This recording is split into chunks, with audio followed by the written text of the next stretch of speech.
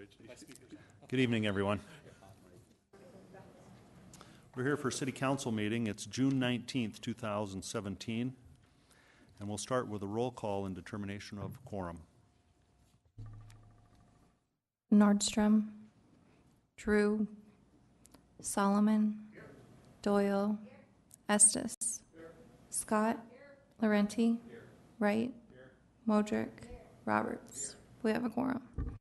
Okay, thank you. Next we'll have invocation by Pastor Craig Moore, followed by the Pledge of Allegiance.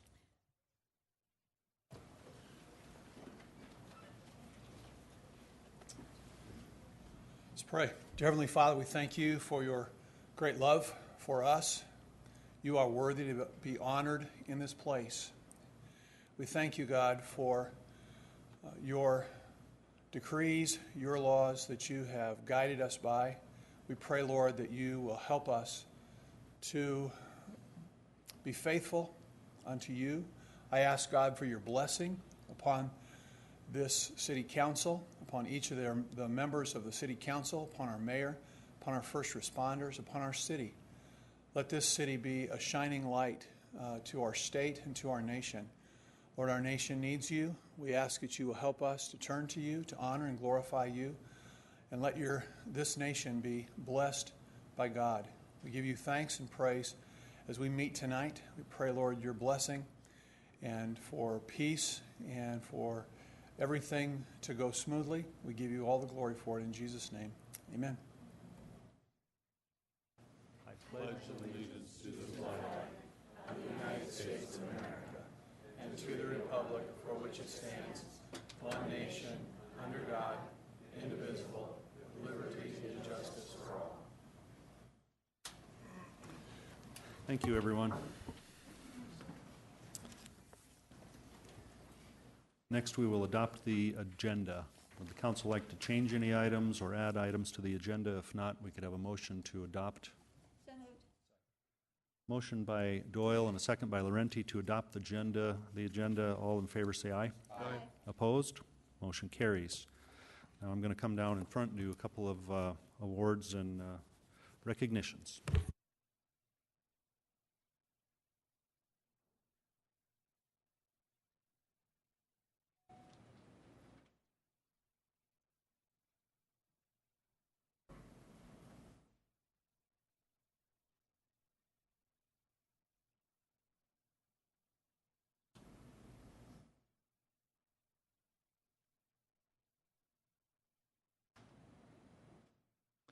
I'd like to start out by calling up Dr. Richard Gowan and Nancy to give an update on the intercollegiate programming competition that was held in Rapid City.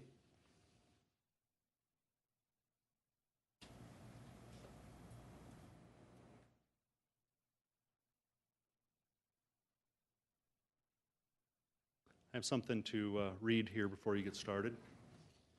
I have an executive proclamation from the mayor's office.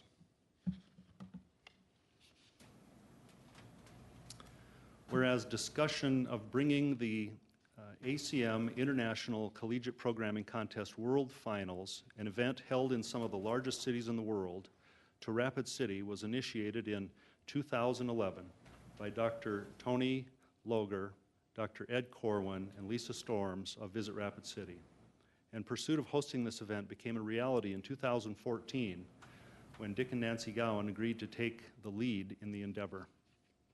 And whereas in an effort to secure hosting the ICPC in Rapid City, Dick and Nancy traveled to Russia as part of a Rapid City delegation to share a formal presentation on why Rapid City should be the host of the 2017 ICPC World Finals. And whereas in 2014, Dick and Nancy formed ECP Incorporated, also known as Excellence in Computer Programming, whose board of directors includes several dedicated and diligent local community members with a common mission to develop a computer coder environment to prepare America's coding graduates to address the challenges of our cyber world.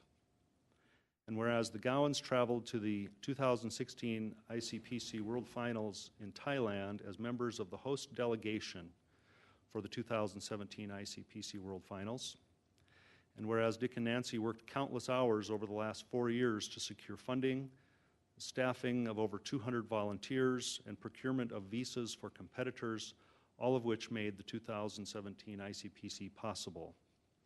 And whereas 133 three-person teams and hundreds of participants from over 70 countries were hosted by Rapid City for the 2017 ICPC finals in May, for an overall economic impact of $2.5 million. And whereas the 2017 ICPC was praised as one of the most successful World Finals events ever from national and international organizers, coaches, and participants alike, and the host committee and city were applauded for their efforts and hospitality, which served to promote Rapid City to a global audience. And whereas now that the 2017 ICPC World Finals have concluded, Dick, Nancy, and other supporting members of ECP are focusing their attention on encouraging the South Dakota Department of Education to introduce computer coding as an optional curriculum course. Now, therefore, I, Steve Allender, Mayor of Rapid City, do hereby proclaim June 19th, 2017 as Dick and Nancy Gowan Day in Rapid City, and encourage the citizens of Rapid City to applaud the Gowans and the ECP board for bringing the World Finals to Rapid City.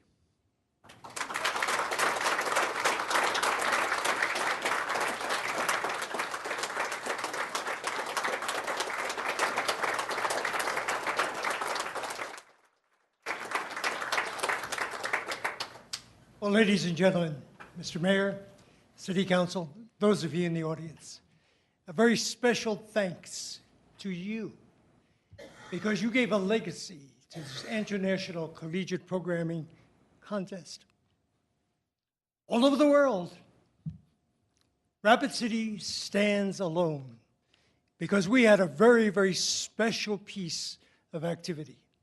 Nancy was involved in bringing together 250 volunteers who volunteered to make this a very, very special occasion. So much so that the ICP people sort of said to us, could you stop the volunteers? They're pushing us and pushing us. So that's how this came together. It was flawless. Everything was perfect. And really a thank you, Mr. Mayor. You were there. Thank you, sir. And thanks to all of you for being part of this. Now,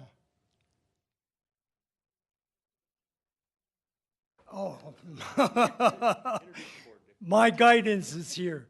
So what I'm going to do now is just ask the members of the board who are here tonight. Would you please rise? Come on up here, Mayor. Come up. There's another gentleman who is sitting here in the audience who I'd like to ask to please come up and join us too, Kasai. Kasai had a very special role in this whole activity.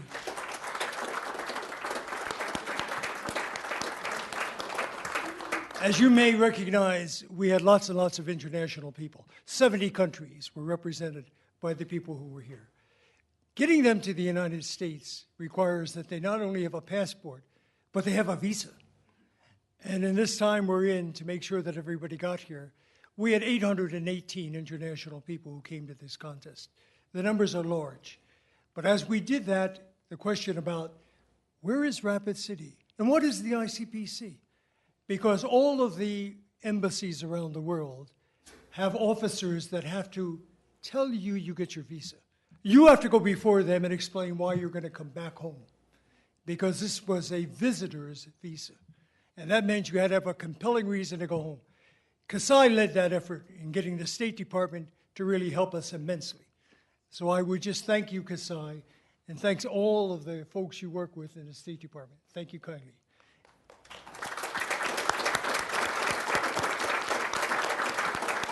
And to the members of the board who are standing here, and let me just take a moment and introduce Lisa Storms, Karen Whitehead, Ed Corwin, Tony Logar, Tanya Gray. We appreciate all of you, and not with us tonight is Paul Hinker, who had a very nice article in the paper today, and our person who really brought the visas together and made this possible, and your close associate. And so very much we appreciate all of you. So thank you very, very much for what you've done. Now, my partner is telling me what I need to be doing next. Oh, I didn't say Barb Dolan, thank you. So Nancy was able to bring together all of the volunteers, and we thank her, and I thank all of you so very much. Mr. Mayor, we appreciate the support from the city, and the volunteers that you helped bring together turned out to be a very strong backbone of making this a successful contest. So thank you, sir, and I appreciate your support. Thank you very much. Thank you, Dick. Thank you. So we get out of the way. Let's stand up, let's line up for a picture here, Oh, since you're all okay. wearing your pretty shirts. And we got our, Bring this with you.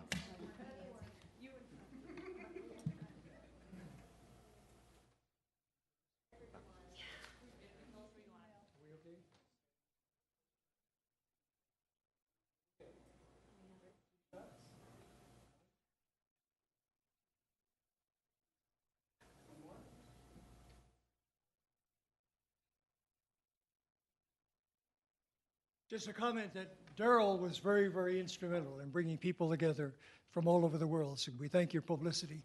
And it's very special thanks to a woman who's been very helpful to us, that's Kelsey. So Kelsey, thank you kindly, and I appreciate all of you. Thank you again.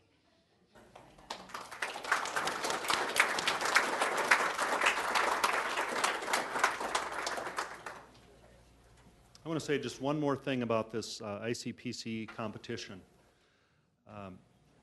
Even though I'm not one of them, there are people all over this globe that watch and pay attention to computer programming competitions, and this is why they were born and what they pursue their entire life. And so along with it comes some attention. On site, there were 31 local media credentials issued for this event. There were 3 international reporters on site. And the report's not complete yet, but this is what we know. On social media alone, there were 35,300,000 impressions. And on traditional media, there were 983,390,000 media impressions. And this is how tourism works. This is how Rapid City becomes recognized on a global scale. More people today know about Rapid City than have ever known about Rapid City in the past, in large part recently to this computer competition, this programming competition. So that is good news. And also good news is the direct spending, the economic impact from an event like this.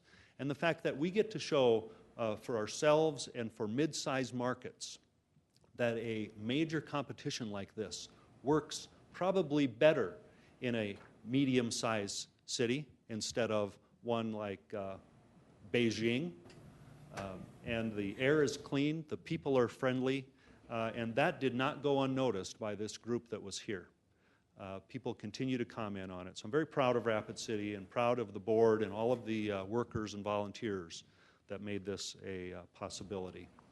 So nice job, everyone. Now I have a couple of more recognitions.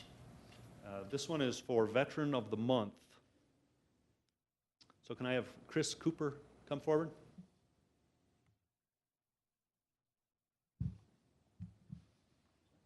Being here. You're welcome. In partnership with the Veterans Coordination Commission, we're pleased to present the June 2017 Veteran of the Month recognition to Chris Cooper. Mr. Cooper comes from a long line of family members who have chosen to serve in the United States Armed Forces. Mr. Cooper's strong love for his country and a sense of wanting to protect his family and friends compelled him to enlist in the United States Air Force. Mr. Cooper served 10 years in the Air Force in a career field focusing on petroleum and oil. He was in charge of all of the fuel, liquid oxygen, and liquid nitrogen at his duty station. One of the greatest highlights of his military career was being selected for the base honor guard at Elmendorf Air Force Base in Anchorage, Alaska, where only the best airmen were selected to join the team. He also had the opportunity to meet with President Bush during one of his visits to Elmendorf.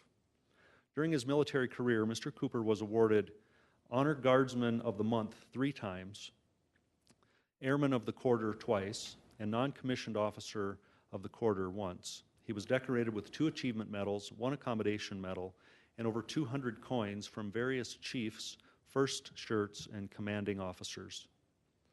Mr. Cooper participates in many community fundraisers with the purpose of bringing awareness to sensitive issues.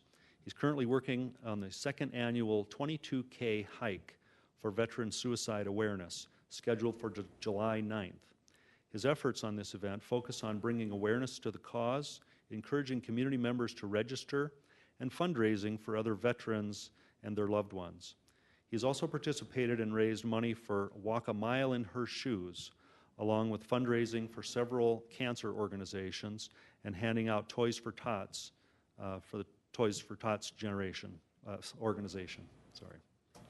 On Veterans Day, he organized a group of volunteers to go to veterans' homes to complete much-needed upkeep and household repairs. He was recently selected as an ambassador state leader of South Dakota for Mission 22, an organization to help veterans with post-traumatic stress disorder. Mr. Cooper has two sons, Cody, who is 18, and Spencer, who is 14.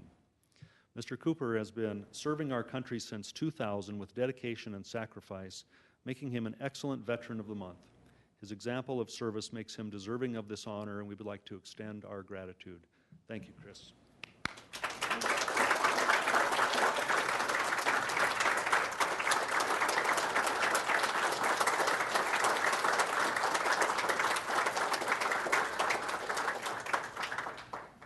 Just want to say thank you to the City Council, Mayor, Tony, thank you for putting my name in for this, and pretty much everybody who's been out there helping me with all the different projects and things that I've done in the city. I really couldn't do it without any of you guys helping me and backing me up on these things, so thank you very much. I appreciate it.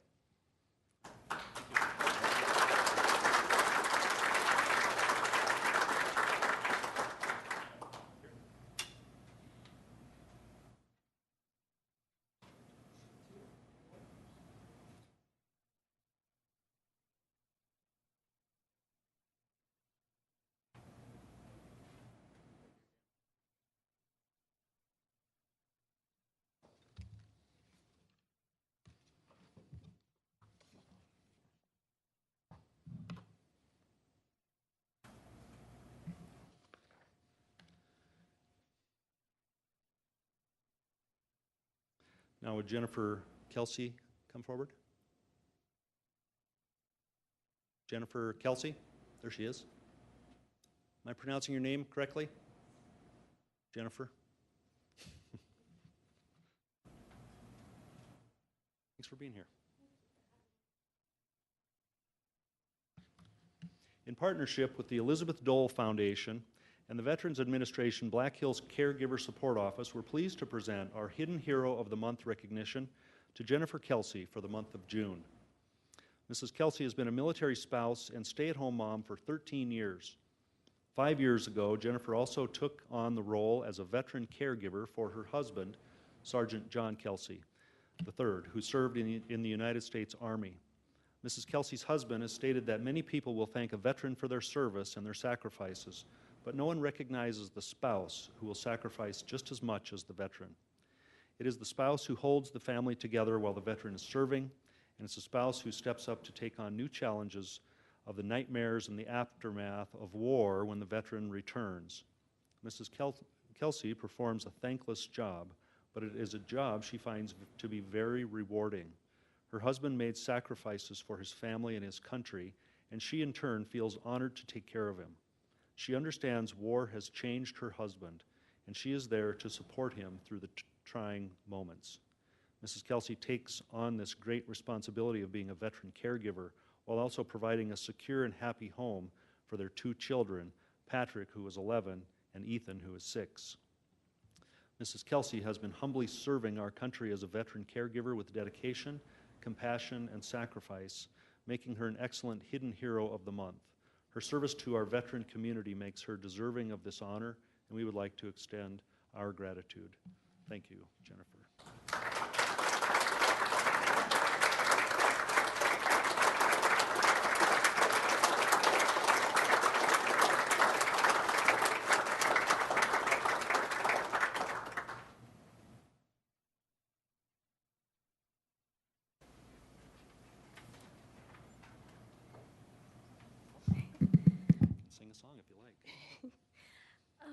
Thank you, City Council and Mayor and the City of Rapid City and everybody's support for our veterans and our caregivers.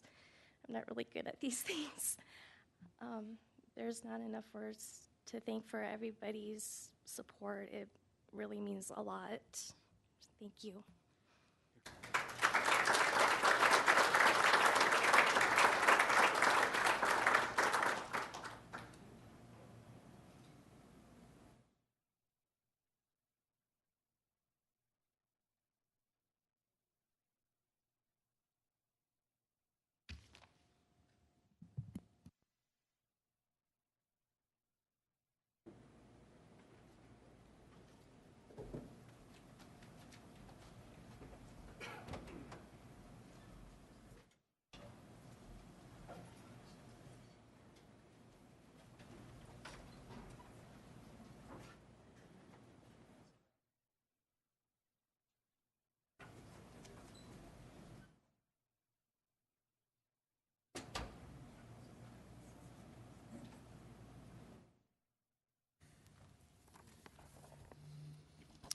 And now we're on to general public comment, which is a time for members of the public to discuss or express concerns to the council on any issue not on the agenda. No action will be taken on these items unless it's placed on the agenda by unanimous vote. And we have one general comment speaker form from Carol Merwin. You have three minutes. I am going to tell a story about Mr. Estes. I was at Main Street Square and stopped him. He was there to have fun with his wife. And I stopped him and yammered at him. And he knew that my knees would hurt if I had to get up. So he was kind of kneeling, and there is his wife. And I just want to say thank you for all that you've done, and I will miss you.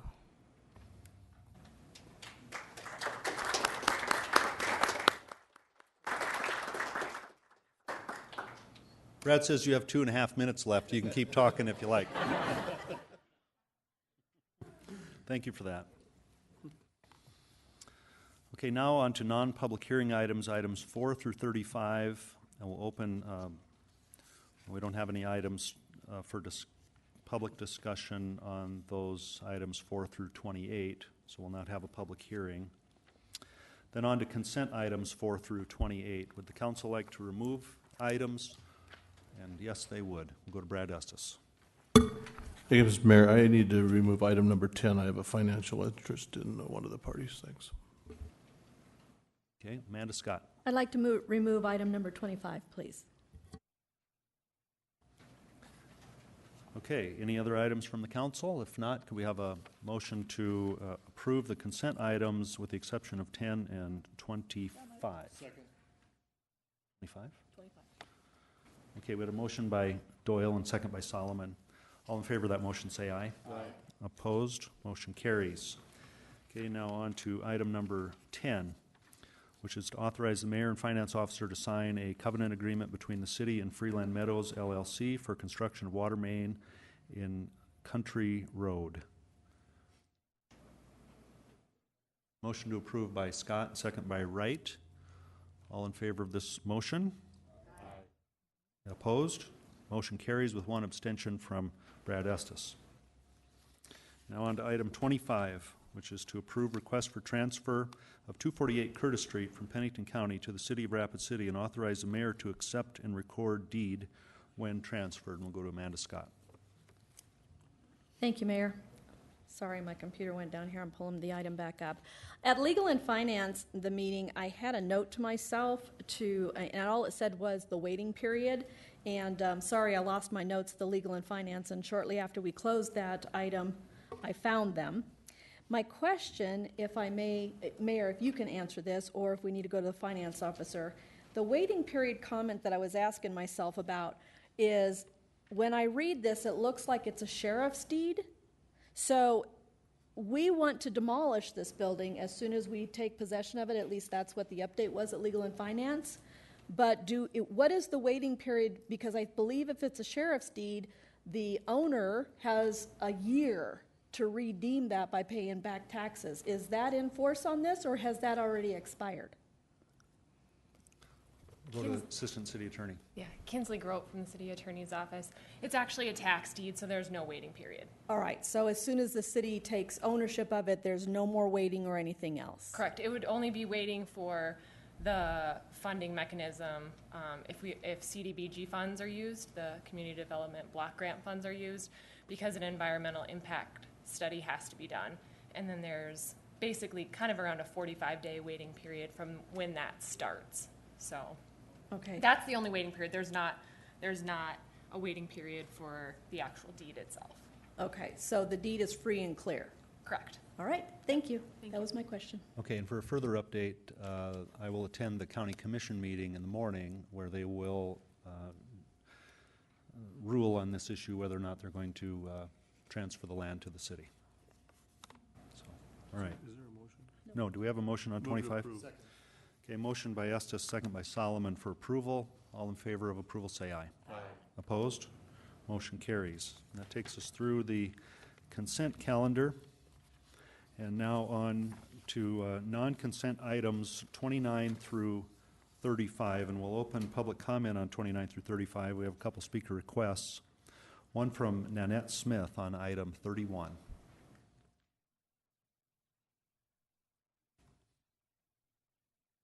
Hi, I just had some questions on this because I do live in the Auburn Hills subdivision, and I will be speaking later. This is that area that he's proposed to put this in. There are apartments to the east of this, 3-story apartments to the east of this, and to the south of it.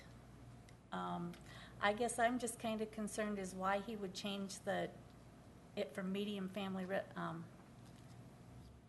density to single family housing, low density, just in that area of those 14. I guess I'm kind of worried because of the water drainage in the area and a lot of problems with that this would be forced onto new homeowners that would buy those 14 lots and build their homes on them.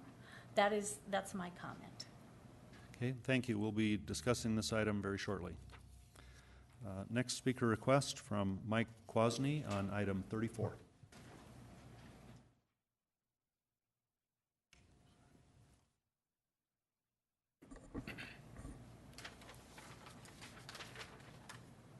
Mr. Mayor, council members, my name is Mike Kwasny. Reside at 1512 Lark Drive, just down from the Dove Center, by the way. Treasurer for Scenic Rapid City, serving on the Rapid City Planning and Zoning. I also have been threatened by Mr. Casey with a lawsuit on this same subject, billboards. I would ask you to review your legal and finance last meeting to see Scenic Rapid City's response on these matters. It is my opinion that this compromise cannot take place for many reasons. There is no way to fully explain these reasons in 3 minutes that you give me. 2 of these billboards, not even yet owned by Epic. One in a residential put up before 1985, legal, non-conforming, can be maintained but not changed. One would be considered a new billboard, only 500 feet from an existing billboard. Buys the land, thinking that this gives him the right to do as he pleases. Does illegal full motion, then uses this as a point to negotiate with. Puts up signs without permits, required to put free public message on these as punishment. In my opinion, that should not even be considered punishment, should want to do for the good of the community, and he should have been required to take them down. Now it doesn't want to put these public messages on these signs. I think you have all been informed on these items. It is time to stop this nonsense. Look at the history of these issues. We'll be setting ourselves up for more lawsuits. We need to spend our time and talents changing the law and not giving in to such acts to undermine our plans. Commit to our comprehensive plan. Yes, he has rights. One of these is to join us in our comprehensive plan. Make a difference by helping us move forward in our master plan. Help make this happen. Do not negotiate. Do not give in. Please stop this now. Thanks. Thank you. Next speaker request from Deborah Jensen on the same item, 34.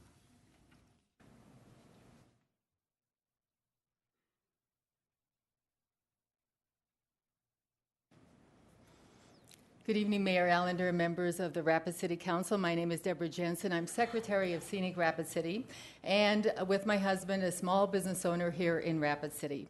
I urge you not to sign the proposed settlement agreement. Since the proposed settlement was announced, I've spent actually a great deal of time researching, talking with experts in and out of South Dakota, city and state officials and attorneys. The unintended consequences of this agreement may not be fully known. Concerned that Rapid City's insurance company may not cover some aspects of this lawsuit, such as the decades-old signed credit system, may be overshadowing probable repercussions from this proposed settlement. The grandfathered billboard at Dove Center, as Mike mentioned, cannot lawfully be moved or replaced, only maintained. The Dove Center is located in zoning for what we call low-density residential neighborhood. The current owners reportedly want to sell that billboard and possibly another because they cannot change, rebuild, or replace those signs. Epic would buy the sign and presumably build a 672-foot billboard. This could be the first time, as Mike also mentioned, since 1985 that a new billboard in a low-density residential neighborhood is allowed to be built. The LDR zoning seems to have been overlooked during the negotiations. There are actually 3 to 5 other LDR billboards. This could set a precedent for billboards in low-density residential neighborhoods and, of course, possibly another lawsuit. What's more, you are agreeing to change the ordinance size from 250 feet to 672 feet for all off-premise billboards along I-90. The billboard at Deadwood Avenue is owned by Lamar. The land is owned by Epic. If Epic has Lamar remove its billboard and erects a new billboard with a variance for spacing, another precedence is set for billboards as close as 500 feet. The billboard at Dias would also be a new billboard, according to my contacts. Sign credits should be required for all 3 billboards. Last week, Epic's attorney said at the Legal and Finance meeting, quote, "There are no new sign locations in the settlement agreement." What does that mean? If sign credits are not needed for these billboards, are sign credits no longer needed to build billboards? Too many unknown potential consequences. We ask you not sign this agreement. Please go back to the drawing board, conclude this with a lawsuit to its finality. Thank you. Thank you. And now under item 35, Tim Rose.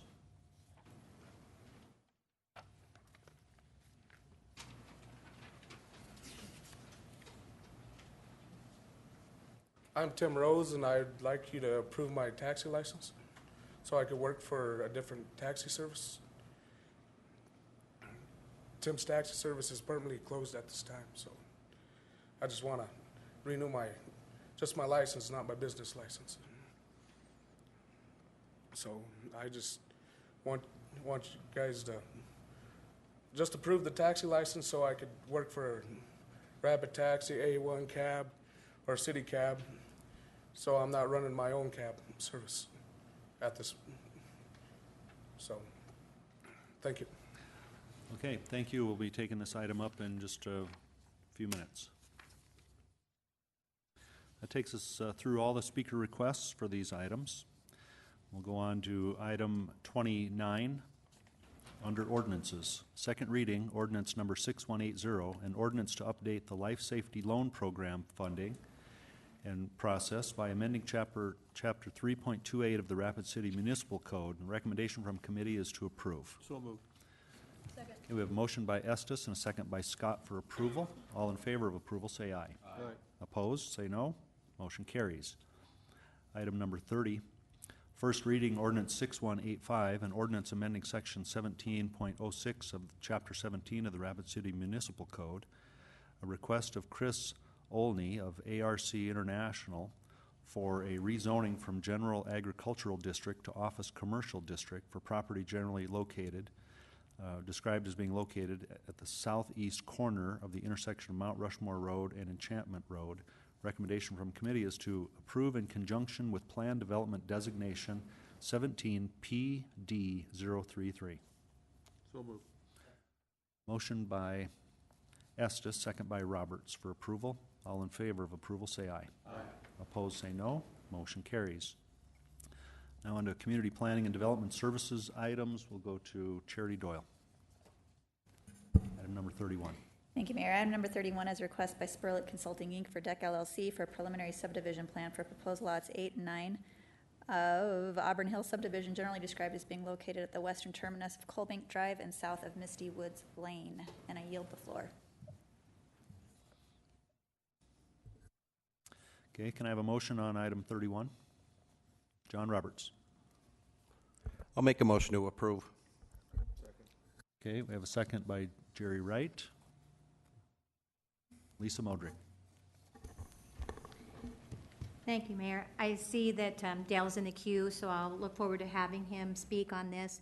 But one of our guests here in the audience has had some questions on item 31, and I'm hoping that maybe Dale can answer that since she has come before us and asked where this will end up to include the drainage. So if you could speak on that as well as what you need to share with us as well, Dale, I would love to hear that. Thank you. Okay, Dale Tech, Public Works Director. Thank you, Mayor. I believe the first question that Ms. Smith asked was regarding the zoning.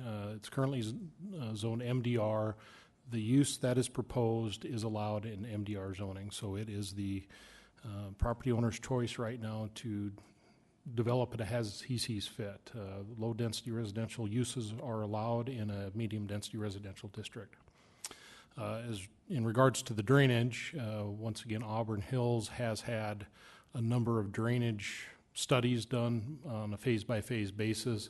This phase is no different. There will be an engineered drainage plan submitted and constructed by the developer. And I just wanted to clarify, Mr. Roberts made a motion to approve. I believe staff's recommendation is to approve with stipulations.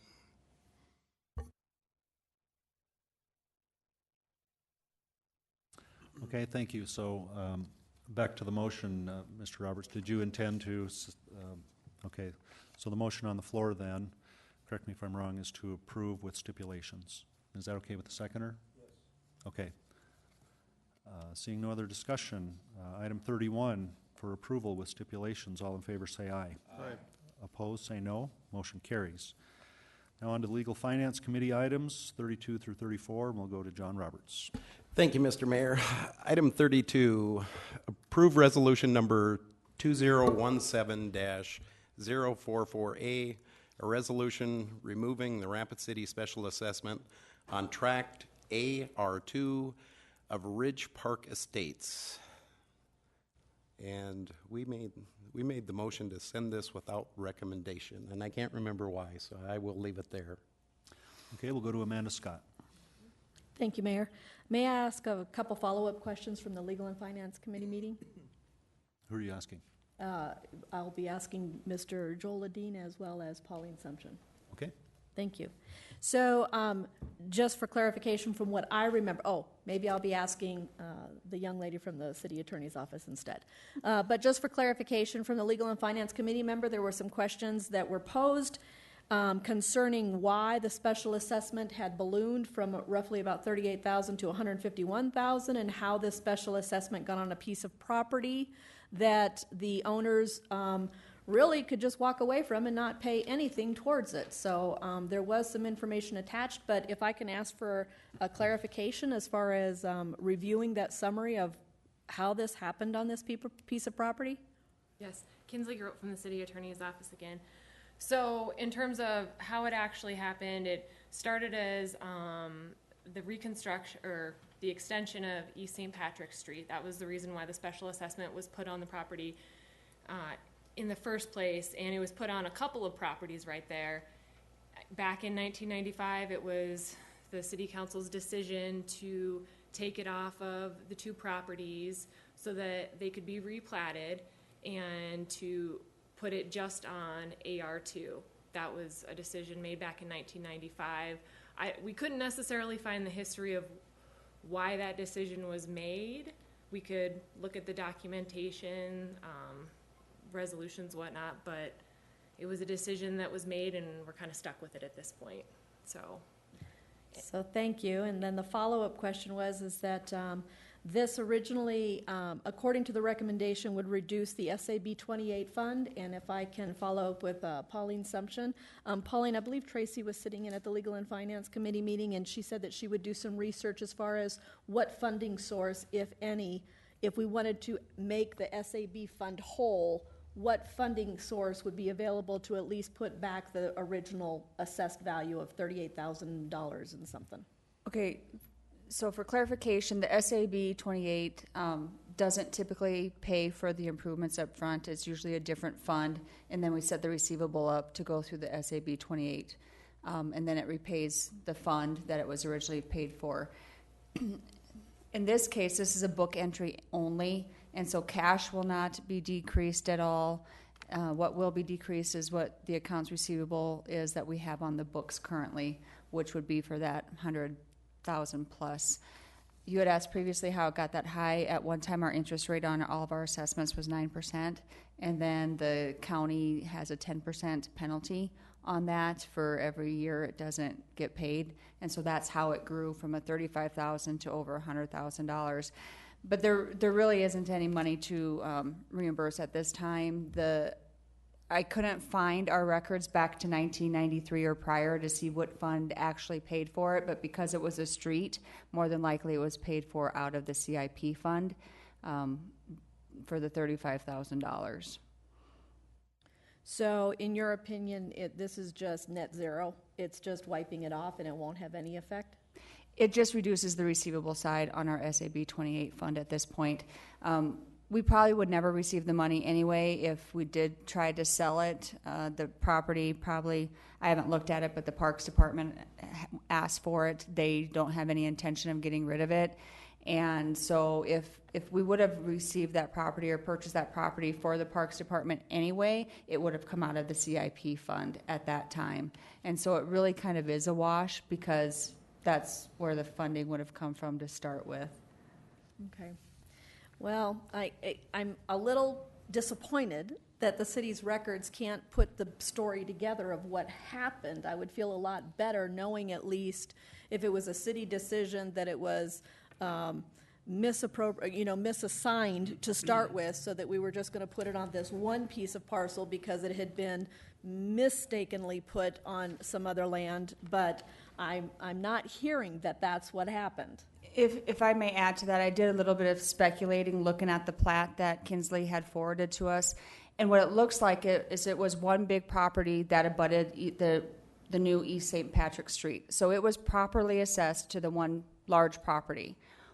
The conversation that happened afterwards, there is no record of it. Back in the 90s, I don't know if they did audio at that time, but we wouldn't have it anyway, even if they did at this point with record retention rules. But when they replatted it and they put it on the one piece of property that we ended up acquiring and not also on the other one, my theory, and that's exactly what it is a theory, is that they convinced the council and the staff at that time to put it back on the property which abutted East St. Patrick because that was the benefiting property. The second piece of property where the house is currently at no longer needed access through East St. Patrick Street because there was access through the other street that it's on, and I can't remember the name of that street. Pender Lane. And so that's, in theory, we would not typically assess a property that is not abutting the street, and so when they took it into two parts, that took away the benefit to the other property. Well, I see that I'm out of time, and even though I'm not happy about this, I'm not sure how I'm going to vote for it. It'll probably pass because I don't see how the council has very many other options. I yield the floor. Steve Laurenti. Thank you, Mayor. And if I may, I have a question for the City Attorney's Office as well. She's still at the podium, so if I may. Yes. My question for you, and this was something I brought up at the Legal and Finance meeting as well, because it doesn't sit well with me either, but my question, I think at the time, and this was Joel had heard it as well, if he wants to chime in, that would be great. But my question was there a loophole that allowed them to shift this assessment to one part of this property and go ahead and plat the other half of it, when in fact maybe this assessment should have not allowed that to occur? So that's really my question. I don't know if that there's an answer, but my other question, it's kind of dovetails it, is there something we need to do as a council or to visit with the county to sew that up if there's a situation where we're allowing that when in fact we might have been able to collect some of this or part of it, or so? I don't believe there's a loophole. It was all done with council approval, so it could have been not done if council had decided to deny it. So it was a decision that the council made at the time, and again, you know, you go back to speculation on all of it, but it would simply be in those situations, if there's a special assessment on a property, don't allow a person to replat in that situation. Don't take off the special assessment and allow the replatting process. So that's my question. Does the ordinances that surround this for the city disallow such a thing? And you're saying that this only happened because they were given special approval? Correct. Okay, very good. Thank you.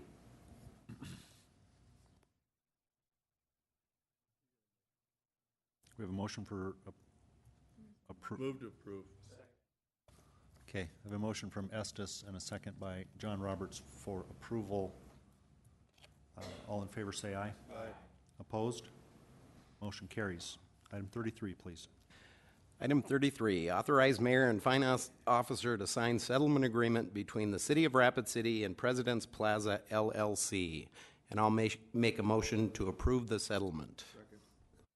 Okay, we had a second by Jerry Wright, and we'll go to Jerry Wright. Thank you, Mayor. I just want to share it. I read in 2 cents worth the following comments.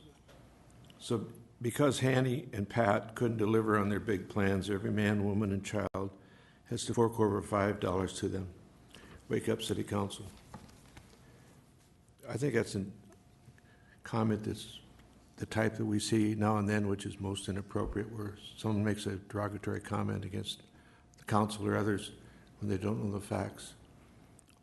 Facts as I know them, that this is a litigation involving obstruction or interference in financing that was caused by, apparently by our former mayor. That's what this is all about.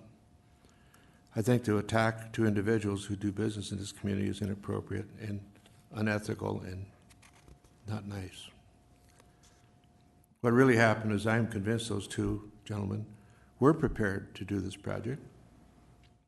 Things happened in their financing world that delayed that and stopped it. They had legitimate reasons. It was a big investment. I personally went to their office, talked to Pat, and said, what can we do to get this to happen? At that time, I was involved with a committee that was the subcommittee for the City Council to deal with the developers of this project. Since and during that time, there was so much dis and misinformation that the public needs to know. On that approach, because the new market tax credit apparently were going away, I asked Pat what could be done, and he said, we need $5 million of financing, pay down on the garage, the parking structure, so we can afford to finance the rest of it, and then we could carry the garage with a TIF. What most people in Rapid City do not understand is everything that the city had to do with this project had to do with building a garage, a parking structure for St. Joe and 6th Street. This was promised, as I remember, to the development businesses down there in about 1974. The second option that they gave us was affordable, in my opinion. Could have been done. I wish it could have been done, because it would have taken a minor, in my opinion, investment of the city of Rapid City of $3 million, because at that time we had a businessman in the community willing to donate $2 million towards that $5 million. We had an agreement signed by the developers and the 3 members of the City Council that were on that committee that they agreed to proceed under those terms. The amount that would be financed through the TIF for the parking garage, which I must remind everyone was for the City of Rapid City. and it was being financed on their dime and their credit. If it failed in the TIF or whatever, they paid for it, or their bank did. It was a good deal. But it didn't happen. But in the document, they said, we will begin construction in October of 2014, and we'll complete it by 2016. So I think this comment in the paper is very derogatory and extremely erroneous, and it's attacked to people that don't deserve to be attacked, in my opinion. The facts are what I just stated. It could have been done, would have been done, I'm convinced. Had they not performed with the agreement that we had, there would have been a very clear default contract, but I'm convinced it would have been done. Rapid City, we need to clean up our act and be more honest and fair to our people when we're doing business and how we treat people. And I think this was a very insidious attack verbally in the paper against two people, and they didn't know the facts. And the facts are what I just shared with you. Thank you. Amanda Scott. Thank you, Mayor. May I ask a couple follow-up questions to our city attorney? Yes. Thank you. So, Joel, from the summary that I read in here, the biggest contention against the city itself was viewed upon some actions of the current mayor at that time, former Mayor Sam Quaker. Is that the crux of us settling? Yes, they're alleging, and they've listed out certain actions and things that Mayor Quaker did that they believe resulted in a breach of the covenant that's part of every contract of good faith and fair dealing. And at the time, being the mayor of the city of Rapid City, that's why they have the potential to file a suit against the city. Correct. I mean, the mayor is the CEO of the city. In his actions, the city acts through its mayor, its officials, and whether they're elected or the city department directors, that's how the city acts. So the actions of the mayor in his official capacity are the actions of the city. If the city council approves this settlement agreement, does this close this out where the applicants or the petitioners, this is it, they can't go after Mayor Sam Quaker or former Mayor Sam Quaker personally or anything because of his capacity of mayor at the time? That's correct. So this will close it out. There'll be no more pursuits. This is just a done deal. So that is correct. Thank you. I yield the floor. Jason Solomon. Thank you, Mr. Mayor. If I could direct a question to Joel Andine, please. Yes. Joel, can you explain to us and the public at large how he arrived at this dollar amount on the settlement? Well, in a breach of contract case, when the damages, if the contract had been fulfilled, you could argue that there would have been profits or a loss. Those are so speculative. Traditionally, the goal of the law is to put a person who's been wronged in the position they would have been had they not been wronged. So in this case, the easiest way to calculate damages is to look at the wronged party's out-of-pocket expenses and reimburse them the expenses that they paid in order to try to fulfill the contract, because if you reimburse them for that, then essentially they are arguably put back in the same position they would have been if they had not entered into the contract.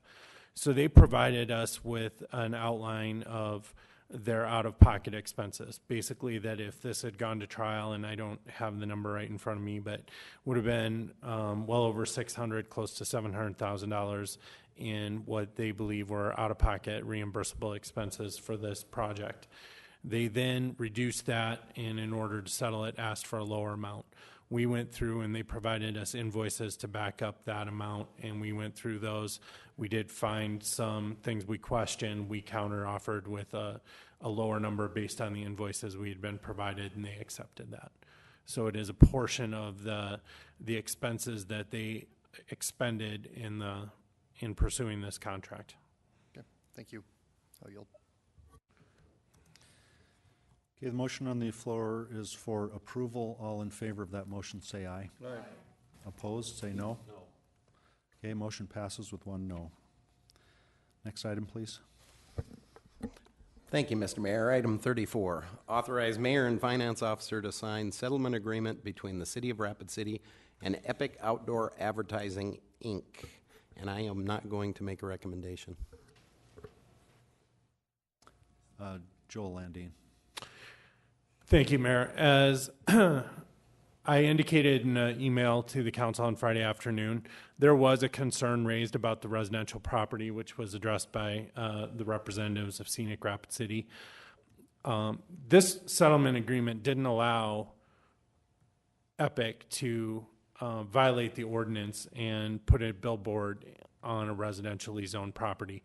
They are correct in that both parties did not catch that, and that what they didn't catch was how the exception that we were looking at to get the sign converted would apply because of the underlying zoning. So that is an issue. At this point, that sign was crucial to the settlement agreement. Without it, the settlement agreement wouldn't have been effective. We figured this out on Friday, and Mr. Sabers, Mr. Casey's attorney, was leaving town. So we really haven't had time to discuss if there's a way that we can get this case still resolved or not. I would ask, as I indicated in my email, that we continue this to the July 3rd meeting. And in order for me to talk to Mr. Sabers and see if there's a way that we can salvage the settlement. I expect there may be some concern with the July 3rd meeting since there'll be new council taking over and because it's on a Monday between a weekend and a national holiday. However, I discussed that with Mr. Sabers, frankly, right before the meeting when he got back to town. And Mr. Casey is what could be described as a skittish dance partner, and he does not want to delay it any further. And we discussed some of the pros and cons of the various dates, and he would like to try to have it discussed on July 3rd. I will tell you that it would be my intent to try to brief the new council members prior and try to answer some of their questions so they would be up to speed prior to the July 3rd meeting. But I also indicated that attendance on that night may not be as good as it otherwise would be. I can't predict that at this point. That was something to consider. And again, Mr. Casey indicated he would like to try to shoot for the July 3rd meeting. So at this point, we really just need to talk and frankly see if there's anything we can bring back that you could consider and accept, or if the settlement agreement is just dead. And we may come back and potentially just tell you that it's dead, and then we'll continue the litigation. So we're working on it, and we'll work on it this week and next and see what we can do, if it's salvageable or not. Okay. Steve Laurenti. Thank you, Mayor. I make a motion to continue this item to the first council meeting on July 3rd. Second. Okay, we had a second to that motion from Amanda Scott. Brad Estes. I think July 3rd is a wonderful time to discuss this. Thank you.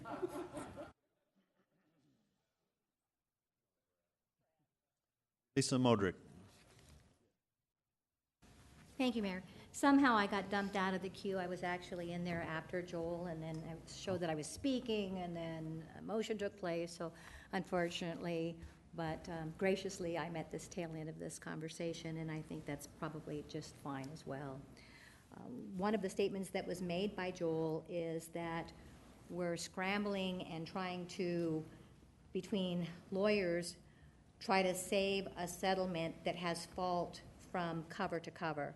This isn't a time to save this settlement. This is a time to call it dead, repeal it, allow time to preserve and present what needs to be done that's right for the citizens of Rapid City, as well as for the current industry, because as it exists right now, it truly puts an unfairness on the sign industry and really places unfairness amongst the citizens of Rapid City, who have a majority vote and had still considered this as part of their community, and it needs to be done the way that the city councils previously have done, which includes a sign code. I did request that you all had a sign code, but I don't think it got into anybody's hands today, so that this council has an opportunity to reread what that sign code is as it states.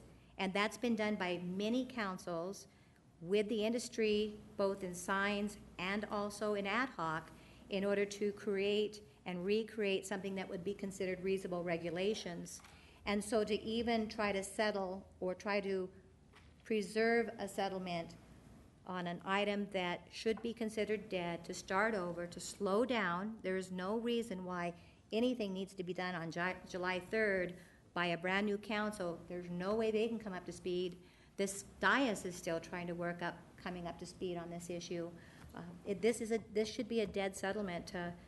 If we're starting over, then let's start new and fresh and allow the new season of council to become more aware of what is ahead of them, because the decisions that is made on this dais will affect every single citizen of Rapid City and its tourism and its visitors and their daily drives and their neighborhoods, and it won't go away. It will be there for perpetuity, which is a very, very long time. We need to stick to the code. That's what the code is there. Unless the mayor is prepared for creating an ad hoc committee in order to put this back on the table and allow the body of citizens, sign committees, and legal and liaison to come back and re-review this again. And the sign code is re-reviewed every 5 years, so timing is about right, Mr. Mayor. Then that might be the right thing to do before we start piecing out what is and isn't available to an industry or a business owner that isn't fair to everyone. So I would recommend that this council slow it down, make this a dead settlement as it should be, and let's proceed forward with what we can do that would be right for everyone, not just try to jump on the gun and allow a 672-foot billboard with digital, the first digital that I know of here in the state of South Dakota that's on the western part of the state, and us being the ones that'll begin that process. And another reminder too, as it states in our document here, that it's only on the interstate and that it won't affect the city. However, the interstate is our city. It's within our city boundaries. And unless we want to look like the Box Elder and the Black Hawk Piedmont and become that is what is ahead of us. And that's why it's very important that we slow this down, allow the new council that's coming on to get caught up to speed. There's history behind this, and that was stated by one of our speakers, and the history needs to be brought forward. If you search it and Google it, you're going to find a tremendous amount of history. This comes back before us every 5 years and has been for decades. This isn't our first time of reviewing it, and it won't be our last time. We'll have a lot of views. I have 33 seconds. I'll try to use those up because it is important that this council slow this cart down, not change a sign code that is not prepared to change, not do it for an individual or a business. Consider the citizens of Rapid City. Take your shutters off and take a look at your community. Follow the comprehensive plan, and I would hope that in the end we will all do the right thing and protect Rapid City and make it the best city that it should be. Thank you. Charity Doyle. Question for Mr. Landine, if I may. Yes. Joel, what is the maximum that the state allows for a billboard, maximum face size? 1,200 square feet. Okay, thank you. Okay, motion on the floor is to postpone until July 3rd. All in favor of that motion, say aye. Aye. Opposed, say no. Okay, motion passes with 1 no. All right, that takes us to item 35 under appeals, which is appeal of denied taxi license for Tim Rose. Jason Solomon. Thank you, Mr. Mayor. Can I ask a question to Chief Hendricks over there, if I may? Yes. So here's my question. He's asking for a shift in his appeal here rather than get a license to own his company and drive. Does the same requirements apply if he wants to drive for another company?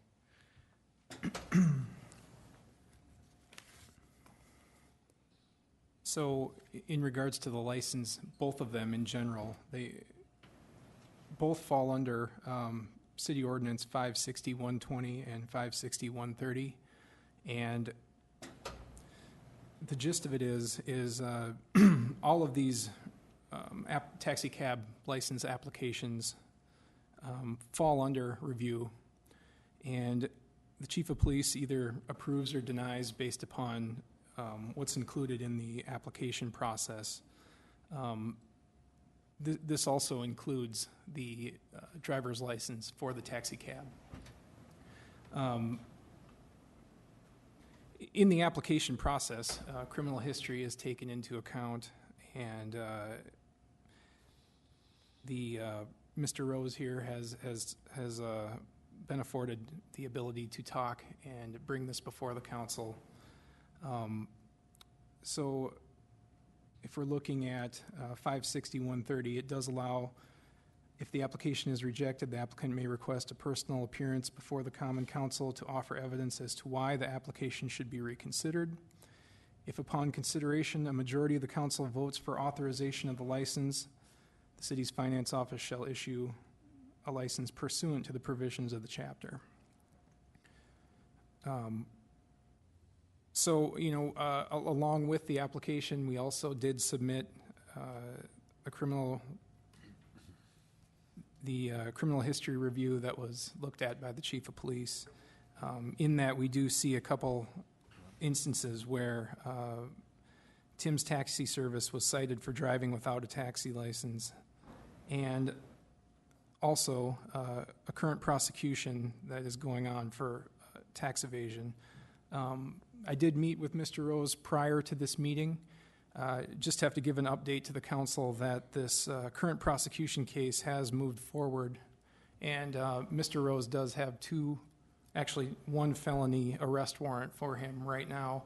Mr. Rose has told me that he's going to turn himself in tomorrow morning to avoid arrests right now, and I believe him. I think he's going to take care of that.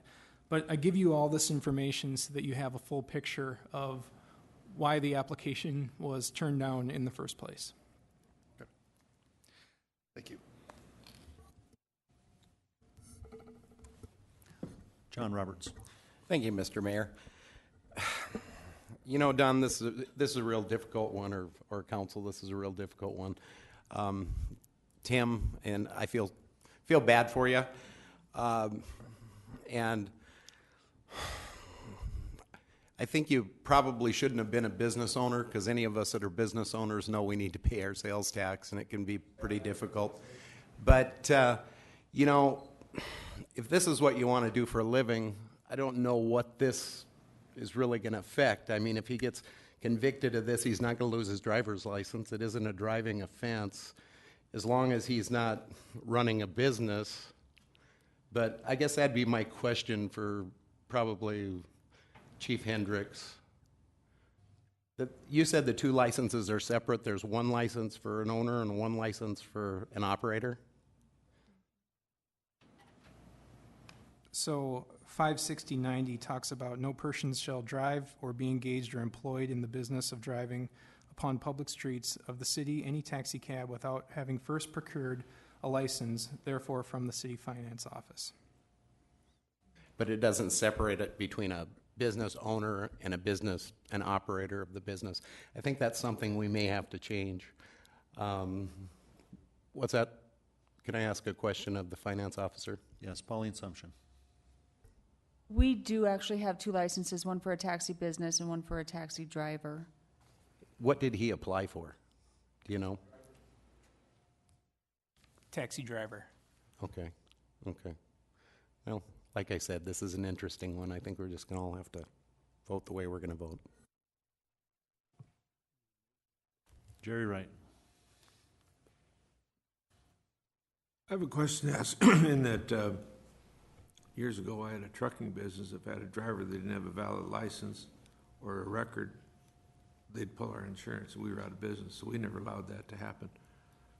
What is the situation here? Do we check, do we have an insurance certificate along with a license, and is that valid, or do we not have a certificate of insurance? Those are all reviewed in the application process. I believe the ordinance is in place to make sure that we have a fair playing field for everybody that's applying. I think as you move forward and make a decision, you should we should consider all those that do have a current license and all the drivers out there that are following the rules in regards to paying sales tax, having a license, and working through that. So I still have the question, is there a certificate of insurance involved with the vehicle that's being used as his taxi? Because that's part of the licensing, isn't it? I'd have to double check. I don't Well, we have don't that in know. front of me. Thank you. Amanda Scott? Thank you, Mayor. Mr. Rose, if you wouldn't mind approaching the podium and answering a couple questions?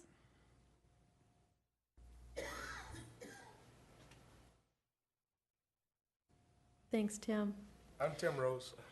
So Alderman Roberts indicated that, as you stated in your public comments, that you're actually asking for a taxi driver's license, not a taxi business license. I only paid $119 so I could drive for somebody else instead of having my own business, so I could start paying my state tax revenue off and things like that, so I can start moving forward and of my mistakes that I did the last 2 years.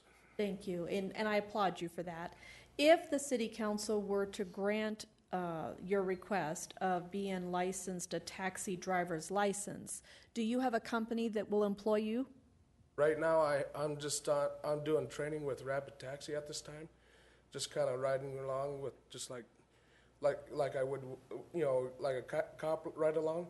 I'm just riding along, knowing how to do the books or how to do the logs and then their mic and stuff. So I'm just doing just a training exercises with them until I get my license. So have they offered you a job if you Yes, have a ma'am. valid taxi driver's license? Yep. All right. If I get my license, I could work for them full time. Thank you, Mr. Rose. May I follow up with? Yes. Thank you. And as you were stating, that the driver's license is, as far as looking, that you're still looking at the background check, but does, and I know you're kind of speaking on behalf of Chief Jegris, but if Mr. Rose already has a job lined up, if he has a current taxi driver's license, would that change the chief's opinion at all, or was the chief already aware that Mr. Rose does have a job offer? This application was denied based upon criminal history and ongoing criminal prosecution. Obviously, we're going to support whatever the council decides here tonight. I guess we feel it wasn't our place to approve it, but we'll support whatever decision you guys decide to make.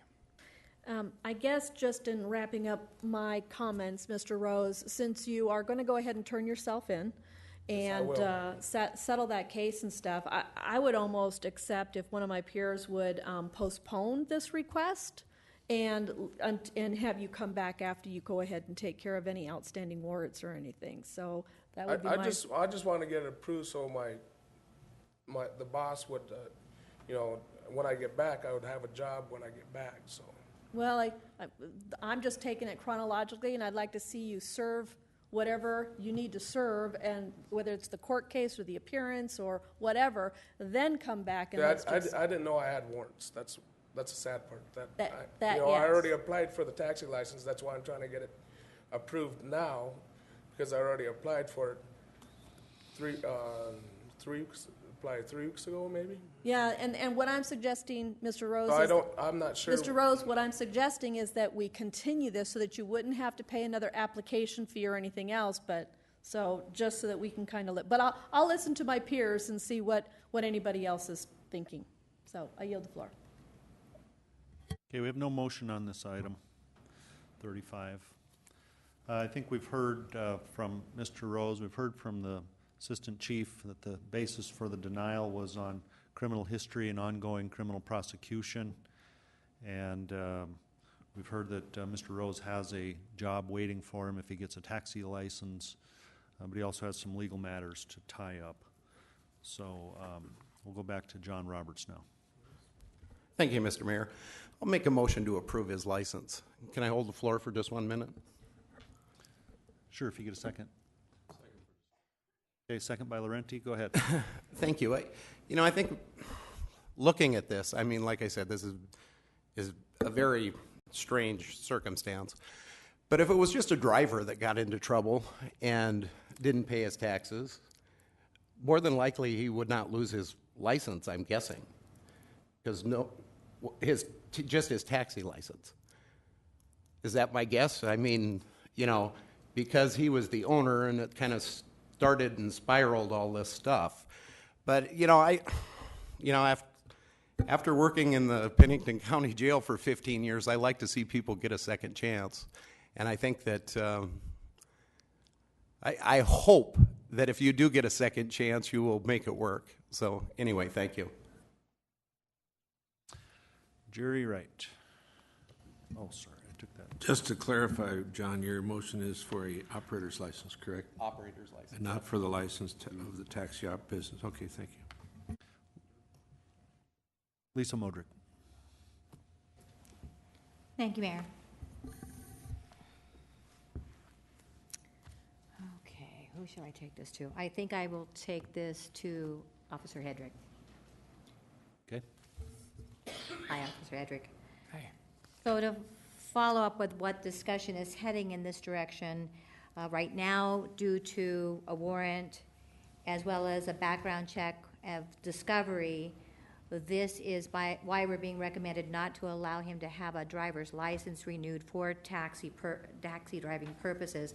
Under the application, are there certain things on there that state that you have to answer to, or are all taxi cab drivers with their applications provided a background check in order for them to have the job to begin with? And I think my follow-up on that, so you can answer it for me clearly, is if that's the case with Mr. Rose, then are we doing that right now with all drivers out there? Yes, all drivers' applications are being reviewed. On the application, they are required to list previous employment history, whether they've been convicted of a felony or misdemeanor, whether the applicant has been previously licensed as a driver, if so, where and when, whether the applicant's license has ever been revoked, and for what cause. And do we have drivers out there right now that have any of those items on that application? Not that I'm aware of, no. So then this particular motion on the floor would be making an exception to the application and those that are out there following the law? Correct. That makes it rather touchy. Yes, it does. All right, thank you. Thank you for that. I'm done, Mr. Mayor.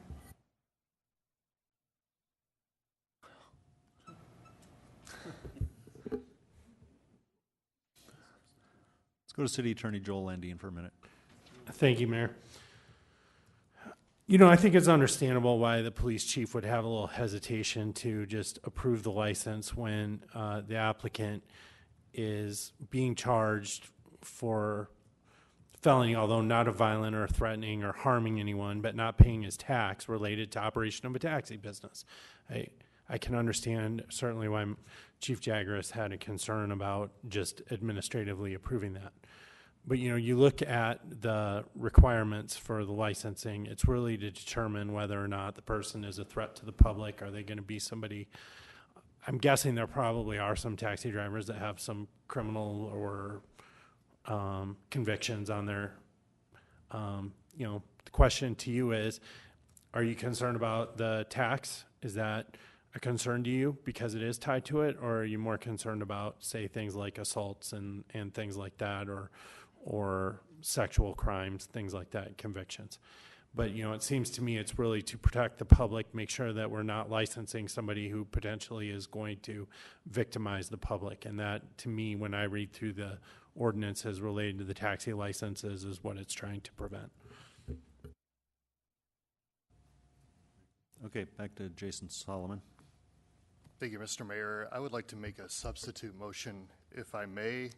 And this is done in a spirit of, I hope that you can work things out. But I'd like to postpone this decision, such as what Alderwoman Scott had suggested, until the legal matters are settled, and also waive any fee that we would need for the renewal of this license should the matter get settled and appear before us again. Joel? I would just say you need to understand that the criminal process, in criminal, it's a slow process. So just because he turns himself on a warrant tomorrow doesn't not mean it's going to be resolved in the next week. With a felony charge, there's likely going to be counsel assigned. There's going to be hearing set. It's probably going to be months before this case is resolved. They're going to want to talk restitution. One of the issues he's going to have to address is how is he going to repay this money if he were to plead guilty or enter into a plea bargain? How is he going to repay what he owes?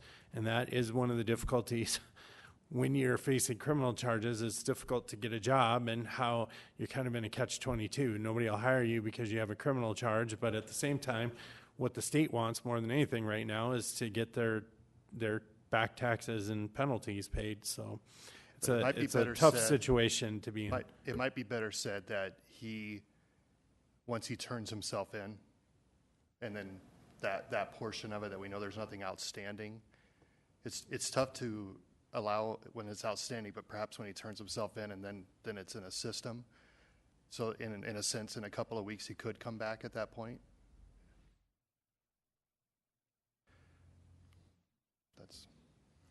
I guess that's the motion I would make on the floor. Substitute motion to postpone the decision until after he turns himself in, and we waive any fee for the renewal of the license when that comes in. If I can get a second. Motion on the floor is to postpone the decision until the active warrant is no longer active, which could be tomorrow or which could be by 2 weeks from now. And that's what the seconder understands? Okay. Steve Laurenti. Thank you, Mayor. I just want to explain my reason for seconding this, and I won't the original motion to approve it by Mr. Roberts. I would encourage my colleagues not to continue it. I think we heard the city attorney talk about how the spirit of the ordinance is to really protect the public. I agree this isn't the perfect situation, but I don't believe any of us up here believe that this individual, because a lot of us know the individual, he's been around council for quite some time and has served on the city planning commission as well. I don't believe he's a threat to the public. I don't believe we have any issues there. My opinion on seconding it was to ultimately approve it for him because, in my opinion, Mr. Rose has dug himself into a hole. In my opinion, approving the appeal is providing him a shovel, if you will, symbolically to either dig himself deeper or to dig himself out of this hole. And I would urge my colleagues to defeat the current motion and give this gentleman a chance to mend this situation. I yield. Jerry Wright. Old-fashioned question for you, Tim. Do you have a valid South Dakota driver's license? Yes. Would you show it to the chief, please? I want to verify. That's going to make a decision on whether I vote, how I vote.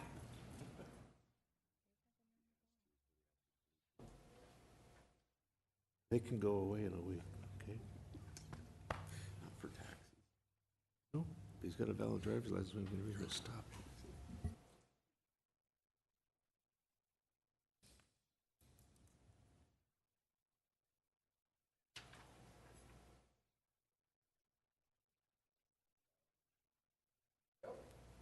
I would have to run it to make sure, but it looks okay. Does it look valid?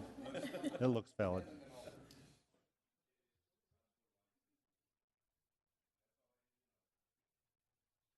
Lisa Modrick. Thank you, Mayor. I think what is on the motion and then the substitute motion, I think what we have up here is true empathy for understanding that sometimes we do have a shovel. And when you need to get out, the way to do that is by employment or 2 jobs or 3 jobs, whatever it takes. And Mr. Rose has stated he's got an employer that is willing to hire him. He's acknowledging that he needs to make amends, turn himself in for the warrant. Of course, it's not up here on the dais. We're not that level of judging to know what else is part of this. So from the facts and figures that I've got, whether it's the first motion or the second motion, what I see is this can give them the opportunity to have employment, continue forward work for money to get some of this debt paid and then do the time for the crime and get back on board like he has been before. And I can't speak for anybody else, but I know myself, I've found that wrong side of the shovel, and when I've dug myself out, I've become a better person. So I see this in that side. I think we have an opportunity. We don't have all the facts on why Chief Jaggeris feels that this should be denied in full, but I'd like to see him be able to work off his debt. $534, if the public doesn't know, is about what the debt is on the sales tax side of it, and come clean. So it's in my view that we should allow people to work, and if he's got an employer, that's half the battle right there, is getting the job and getting it done. So thank you for letting me speak on that. Brad Estes. Thank you, Mr. Mayor. If I could make a third substitute, or a second substitute motion. My motion is to approve his appeal to apply, to grant him an operator's license, a driver's license, contingent upon him, taxi driver's license, contingent upon him turning himself in tomorrow morning. If I get a second. Give it a second by John Roberts. And that way we can get rid of all the shovels and try to use a rake and smooth this all out. So. Okay, we have a new substitute motion on the floor, and that is to approve the taxi license contingent upon him turning himself in the morning. All in favor of that motion, say aye. Aye. Opposed? Motion carries. Okay. Now on to public hearing items 36 through 48. We'll open public hearing on 36 through 48. We have two speaker request forms on that item, number 48. First one from Jared Zobel and company.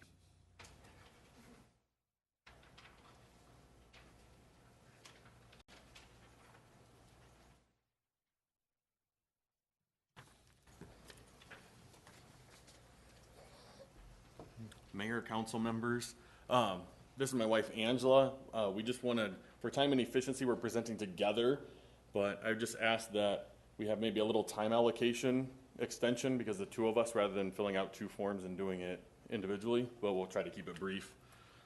I think our biggest concern where we start at in the Auburn Hills planning division for this apartment complex is the inadequacies in the documentation is my biggest thing. So on the proposed plan from the zoning commission, if you look at the map that's listed there, everything is listed under low density, yet they say the zoning for this is considered medium density. So I don't understand why the documentation is inadequate coming from the office. The other thing is that I'm going to skip to our item in our document. Item number 6 is the neighborhood discrepancies between Madison subdivision, Auburn Hills subdivision, Auburn Hills neighborhood, and is it Deadwood Avenue? Deadwood, yeah. Neighborhood. There's some language that doesn't seem to be able to be validated in the document, and so those are my big points, but I'm going to turn it over to my wife to go through some of the other things that we want to make sure that aren't rushed through and really taken into consideration. The builder did phase 1 of the development, and there were drainage issues. There were homes where basements flooded, and you'll see those in some of the appeal petitions that were filed. So we just want to make sure that due diligence is taken and the time taken to review these items. Correct. So we provided this document with, it's called the City and Planning Committee right here. And as my husband discussed, he talked about the inaccuracies. So if you look at number 2, the traffic flow, there's some pictures that you were given. The very last picture shows a 50-mile-per-hour sign, which starts right before the apartment complex would be built.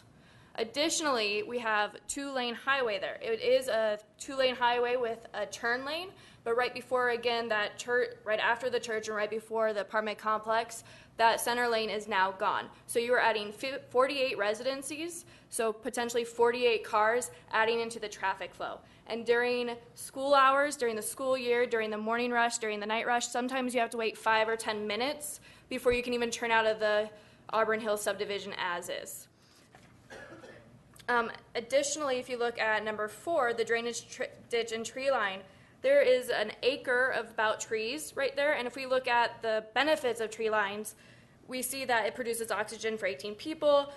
I'm sure you can read through this, but we want to make sure that that is taken into consideration. Earlier, you talked about the air quality of this fantastic city. We want to make sure that we are not taking away from that.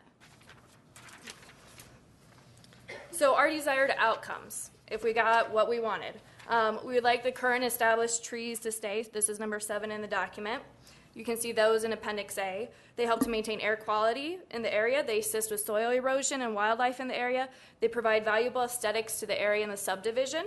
They assist with the natural absorption of water from the area, wicking it away from homes and structures. Like in an appeal, there was water damage, and they had to build up their ground. They had to re-put in the walls of their basement. We want to make sure that if this is done, it is done right, where those people who are right adjacent to it, that butt up next to it, don't have those same issues. Additionally, we would like the drainage just to stay, the hillside view not to be impeded. You can see some pictures of the apartment complexes on Appendix B, where these are the ones that are built right down the street. They are 3 stories. They tower over the homes that are 2 stories. I mean, it does not flow with the neighborhood at all. Sorry, I'm trying to. Additionally, reduce the height of the apartment complex building that may be constructed from 3-story to 2-story. A land study, and I believe that has been talked about, but I would like it to be considered, and maybe whether this is done, if we look at E on that last page, that the land study be done by a neutral third party if it's not going to be done by a neutral third party, and that we look at that and we take that into considerable thought before we approve it. And additionally, I would like a thorough traffic study to be completed for the safety. There's going to be kids there. That is a fast highway. It's 50 miles per hour. That traffic study is not required for this development, and I think it needs to be. And then hopefully a privacy boundary with mature trees surrounding all the apartment buildings, and maybe a tree line on the western edge of the property line. Yeah, I think our biggest thing is that there is a natural drainage ditch there that contains cattails and everything else right now. And if the drainage study is done with the trees in place, they absorb a ton of water from the ground. So not only are we talking about precipitation that's going to come down that's absorbed naturally, but that could turn into standing water with a parking lot and then 4 large apartment complexes. So maybe scaling it down and replacing those trees with a natural boundary to help the homeowners that are already there maintain their aesthetic appeal, plus making sure that that water maintenance that already stays the same, because with the current conditions there's already been issues, and then removing those trees could lead to additional issues. So I think that's a really big concern with us being so close within kitty corner and adjacent to the property. Thank you. Thank you. And another speaker request on item 48 from Nanette Smith.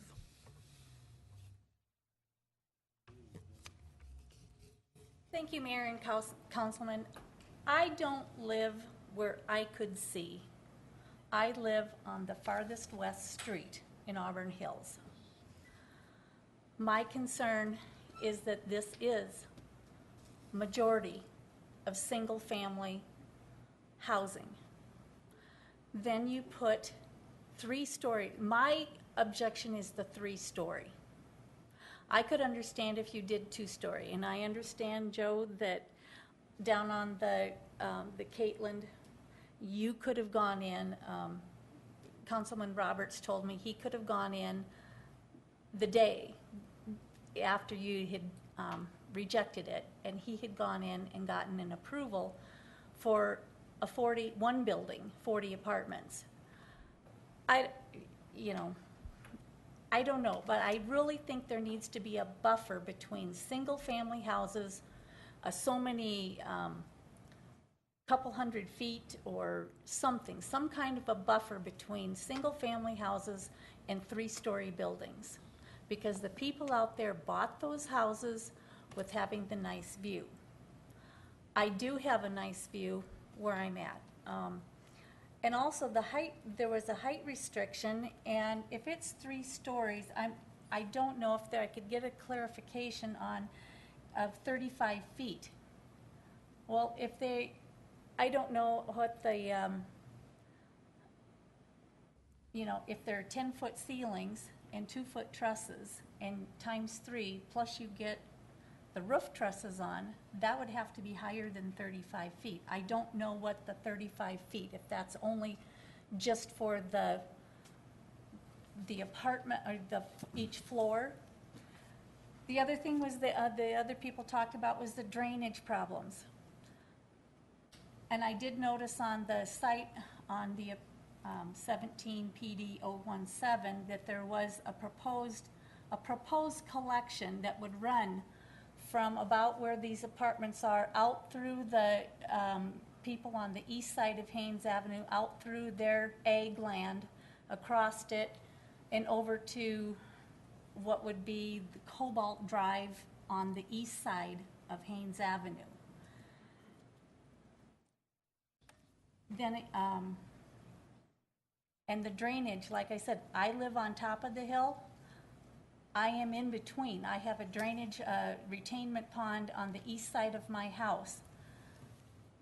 20-foot easement, permanent easement on the south side of my house. My sump pump runs all year round. If we get a heavy rain, 2 years ago when we got 4 inches of rain over Memorial Day weekend, by Tuesday afternoon my sump pump ran every 10 minutes for 2.5 hours. And that's water coming down off the hill. So I don't know, and I know, and I will tell you this, that I delivered the very first mailbox into Auburn Hills. In fact, when I took over my route in 1980, there were only 14 mailboxes of West Mall Ridge of Lion Drive. Haynes Avenue was 2-lane. You know, so I've seen a lot of development go in there. I chose Auburn Hills. You know, I knew the problems with the soil and the people having had their basements dug up. But anyway, the drainage is a real big issue out there. Ma'am, we'll be taking this item up in just a few minutes, and perhaps if the discussion warrants it, perhaps the council would ask for further comment. All right, thank you. Thank you. Okay, that'll end the public hearing on items 36 through 48. Now we'll go to consent public hearing items 36 through 43. Would the council like to pull any of those or approve them as a group? Motion to approve by Doyle, second by Laurenti. All in favor of approval, say aye. Opposed, say no. Motion carries. Takes us on to item number 44 under non-consent public hearing items. Second reading, ordinance 6175, an ordinance amending section 17.06 of chapter 17 of the Rapid City Municipal Code, a request by KTM Design Solutions Incorporated for Yanni Georgas for rezoning from General Agricultural District to Low Density Residential District 2 for property described as being located southeast of the intersection of Overview Lane and Nugget Gulch Drive. Committee recommendation is for approval. So moved. Motion by Estes, second by Scott for approval. All in favor of approval, say aye.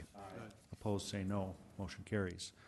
Item number 45, second reading ordinance 6182, an ordinance amending section 17.06 of chapter 17 of the Rapid City Municipal Code. A request by Mike Van Loan for rezoning from flood hazard to low density residential district for property generally described as being located west of West South Dakota Highway 44. Committee recommendation for approval. Motion by Scott, second by Laurenti. All in favor of approval. So let's go to Lisa Modrick. I just want to have the statement made why we can go from flood hazard to low residential and what made the change, so that it's on public record, please. Let's go to someone. Vicki Fisher.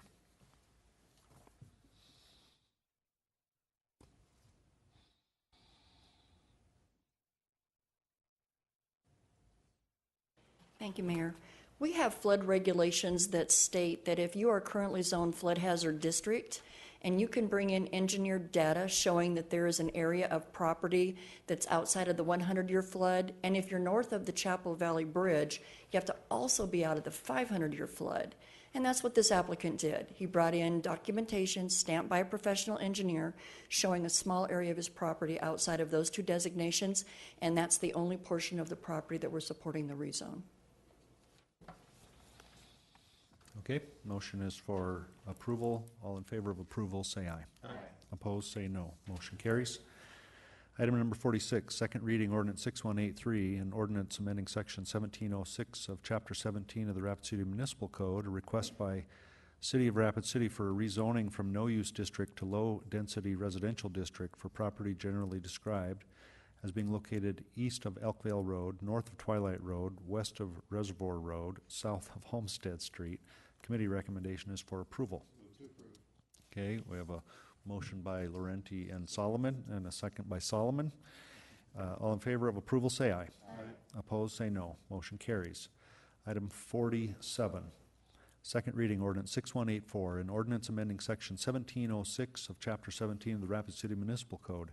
A request by KTM Design Solutions for Celador Ranches for a rezoning from general agricultural district to low-density residential district for property generally described as being located west of Prestwick Road. A committee recommendation to approve. So moved. Okay, motion to approve by Scott, second by Solomon. All in favor of approval, say aye. Aye. Opposed? Motion carries. Item number 48, appeal of Planning Commission's decision on a request by Muth Holdings, LLC, for final plan development overlay to allow an apartment complex for property generally described as being located west of Haynes Avenue between Auburn Drive and Cobalt Drive. And the committee recommendation was to appeal, it says recommendation, appeal of Planning Commission's decision to approve. And we'll go to Lisa Modrick. Thank you, Mayor. This item, much like Nugget Gulch and so many of the others that we've had come before us, has to do with growth, development, and need for housing. We have a shortage of housing, and we have developer opportunities to get some housing in places throughout the community.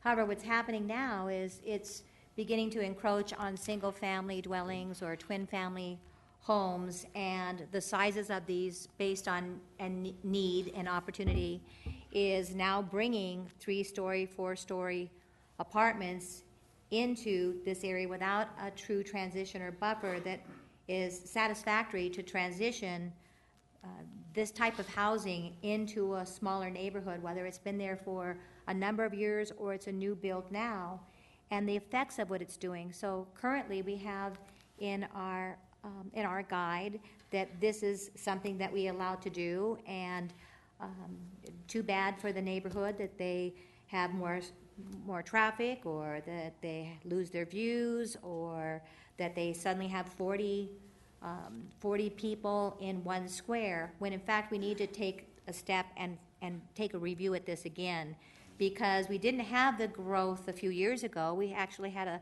a stall, and now the growth is upon us, and the need is yesterday.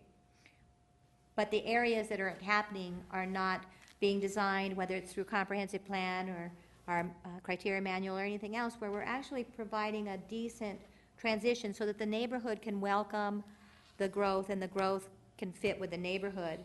I see this as safety issues, has been stated before, what happens with our fire and our police when they go from single family to suddenly these large quad or beyond developments. So I believe it's our job, because this is happening to us and we have more and more public, more and more comments. I think on one that we had last week, it was like 33 comments saying, take a look at our neighborhood and see if this is the right thing to do from within our neighborhood. I had an opportunity to take a drive in both locations I'm talking about, and we need to do a better job. We need the housing, but we need to also create transition, and the time is now.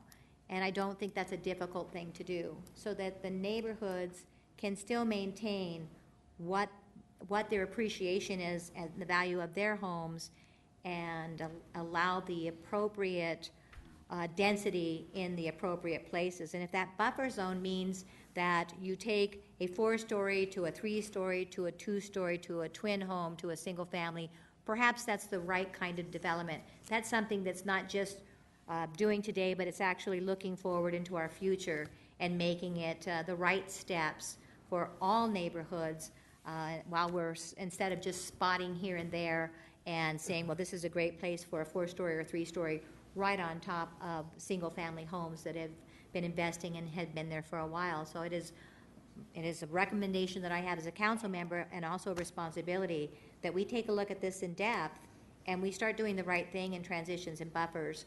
We've got the same problems going on with our commercial and our residentials, and we're starting to encroach each other, and the two can complement each other if we do design as chosen design and not just spot design. So I hope that this council will consider that. I know we have a new council coming in just a short time, and we're going to be passing a lot on to them. That may be something we need to review as well, and I would hope that the mayor and the departments will start listening to all of these people that keep reaching out to us personally for our portion of the contribution on this, and that's to enhance all housing, not just spot housing, and allow that transition, that buffer to take place in these neighborhoods. Thank you. Brad Estes. Thank you, Mr. Mayor. If I could ask some questions of Vicki Fisher. And, Yes. and before, you know, I can't disagree with anything, well, some of the things that Alderwoman Modrick said, but we have to make decisions based upon, you know, the land carries certain rights, and I guess with that I'll ask, is it true, Vicki, that this land, this parcel has been zoned MDR since 1985? That is correct. This parcel was annexed in 1985 and zoned medium-density residential. So, and numerous neighborhood or subdivision agreements were talked about tonight, named Deadwood and several, but none of those apply or overlay on this legal description of land, does it not? So the property that is referenced in the project report, as you know, we adopted a comprehensive plan. So we did have an independent party come through and analyze what are the appropriate area uses within our city. In this area, they identified the northern tier of Rapid City as Deadwood Avenue. That's just their name, and so we reference it because we want everyone to know, go back to that comprehensive plan. See whether or not this request is in compliance with that plan. That's the term for Deadwood Avenue. You've heard Auburn Hill, a subdivision to the west of it. That property was annexed around 2003 and zoned low-density residential in 2003. So it's my understanding, I'm trying to figure out how we got here, because it's my understanding that Mr. Muth can go, if he had the plans done, he could go apply for a building permit to build 66 units in one large building on that site tomorrow, if he had the plans. That is correct. So what causes, I mean, he's reducing the density from 66 to 48, and he's doing different, so what caused us to get to the Planning Commission? What happened? Thank you, Brad. We have a provision in our ordinance that says that you can have one principal structure per parcel of land. Our principal structure here is an apartment building. If you want to have more than one, break it up for smaller units instead of one larger unit, then you have to come forward with a plan development. We've always supported that proposition because it does get the neighborhood involved, and we do hear these comments. Thank you. I don't disagree. Maybe we need to look at areas of town and have some buffer, but this is kind of ironic. This is the last item, well, other than paying the bills, but last item on my last agenda item on my last meeting. And I guess if I could warn anybody, because it seems like we've seen it a lot, is when people go when anybody goes and buys a home, and there's bare land, and you've got a view, and you're looking out, you've got to know that somebody owns that land, and they have rights to do with that land certain things. And you know, so to me, it's what we're doing is I think he's reducing the density from 66 to 48. I mean, I don't know how I could deny, personally, that I could vote to deny this, because he's well within the rights that are carried with the land. So, you know, if things need to get done, I think they need to get done moving forward as a buffer. I remember the last project that we talked about, Mr. Booth came in and he went from one large building to 4 smaller ones, and I tell you what, the curb appeal of that, I mean, I don't think the people that are living across it are ever gonna be like it, but it's, the curb appeal, in my opinion, for what legally can be done to the land, it turned out to be a way better project than had one large building been built, so I guess I'm here to listen. Thank you. Point of order, Mr. Mayor, just in regards to Brett Estes' statement on the legal. Hold on. You're not going to be able to do that. The council's we got a full docket of people wanting to talk on this issue. We'll go to Jerry Wright.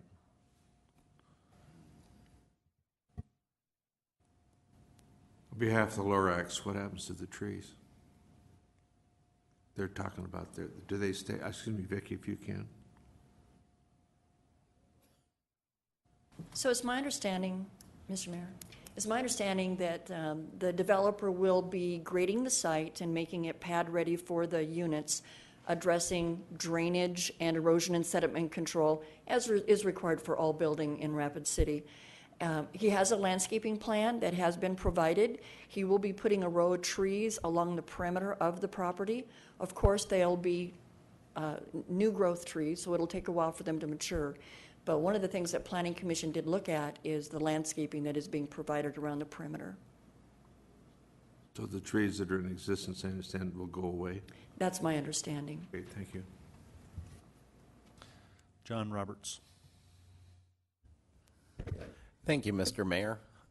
I see Mr. Moose in the audience. I can ask him a question real quick. Can I ask you a question, Joe? Come up to the dais, please.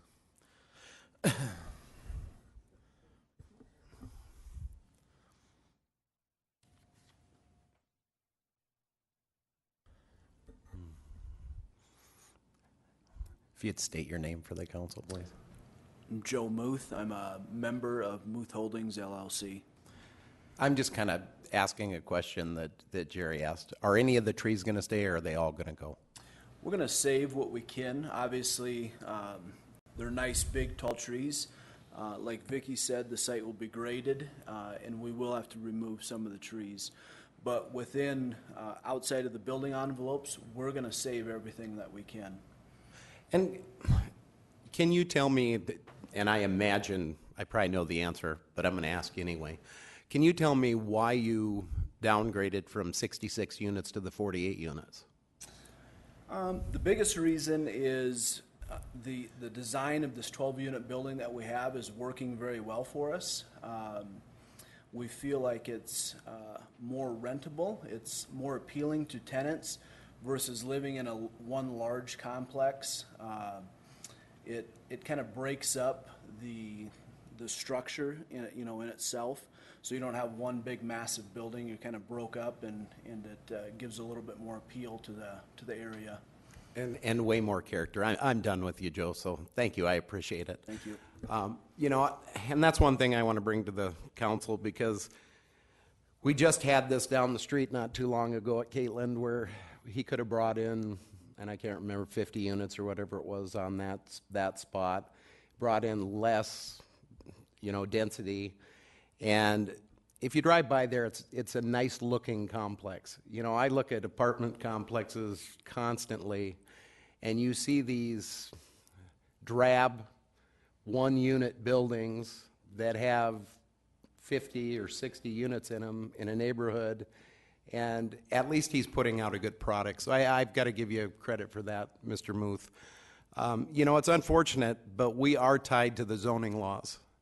And one thing about the underlying zoning on the property, and it was the same to the south of there, this has been zoned MDR for a long, long time.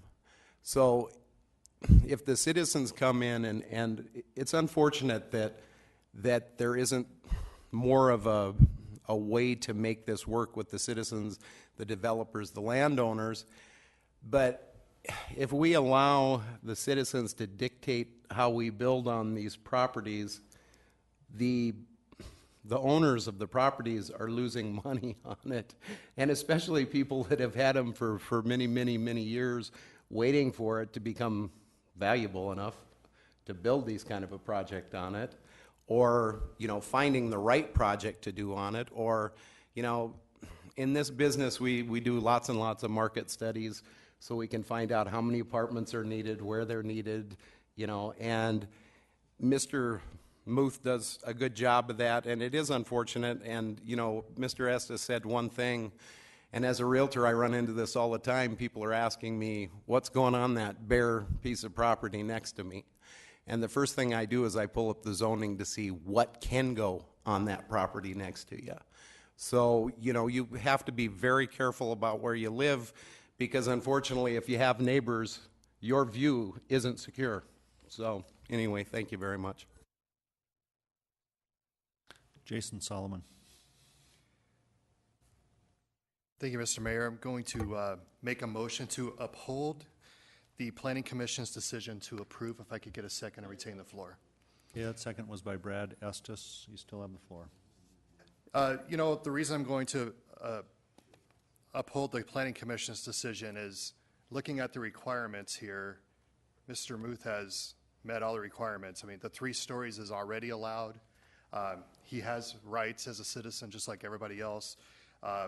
I'm looking at, I mean, all of these requirements, he's done a good job, and I would rather have 4 separate buildings rather than one large behemoth for the neighborhood. And I understand what it's like to have your view taken away. I sat up here and approved a development kitty corner from my house that overlooked a landscape into the Sheridan Lake area, and I don't get it anymore. You know, I had to approve that development even though, you know, it has a negative impact on my view because I didn't buy the property. And that's just kind of the way it goes, you know.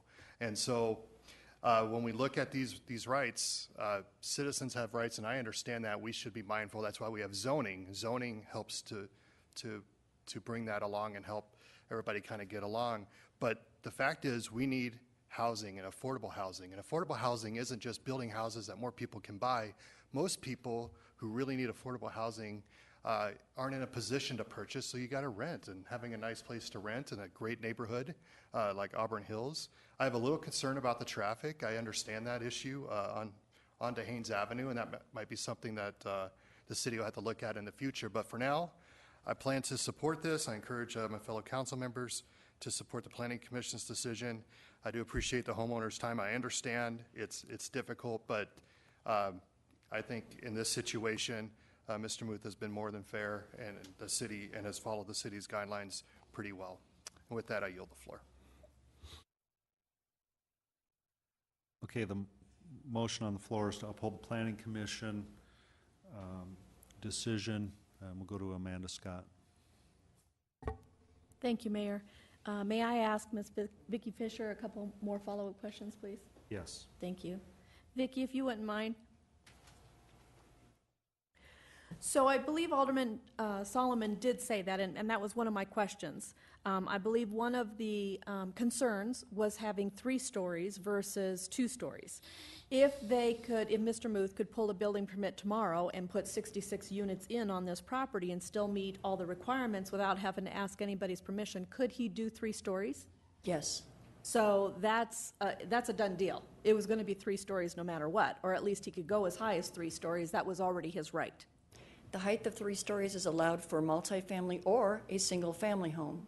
All right, thank you. And then another concern was the drainage, but if I remember correctly, one of the stipulations or part of this plan development is as he steps through the building process, he has to meet certain things such as a drainage plan, and it has to be approved, and it has to be stamped, and it has to be reviewed by the city. Is that correct? That is correct. It must be stamped by a professional engineer, and it will be reviewed by one of the city's professional engineers.